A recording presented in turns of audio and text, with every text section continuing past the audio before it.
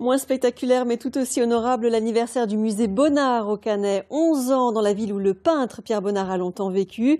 La collection du musée a pris de la maturité pour montrer l'œuvre de l'artiste et son influence sur les générations suivantes. Visite avec Véronique Varin et Emmanuel Félix. Une coquille vide. À sa naissance, le musée Bonnard ne possédait aucune œuvre. C'est le seul en France à avoir été créé dans ces conditions. Mais ça, c'était avant. 11 ans se sont écoulés.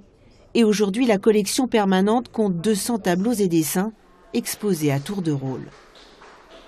Des acquisitions grâce au soutien de la mairie, des dons des héritiers de Pierre Bonnard, des dépôts du célèbre musée d'Orsay.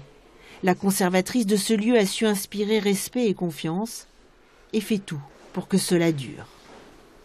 C'est important de montrer la dynamique d'un musée, à la fois dans ses acquisitions propres, mais aussi dans le développement de ses collections, dans le développement de ses expositions, dans ses sujets de recherche. Et c'est ce qui aussi donne envie à des donateurs, à des musées de nous aider.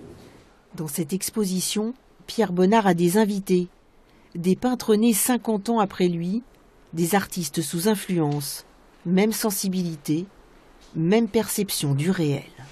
On a voulu montrer avec justement l'apparition de nouveaux artistes dans les collections, qu'ils soient Chuta Kimura ou Pierre Le Sueur, de montrer combien la portée de l'œuvre de Bonnard est allée bien au-delà de sa génération, l'importance de la couleur, de la composition chez Bonnard qui a impacté ces artistes-là.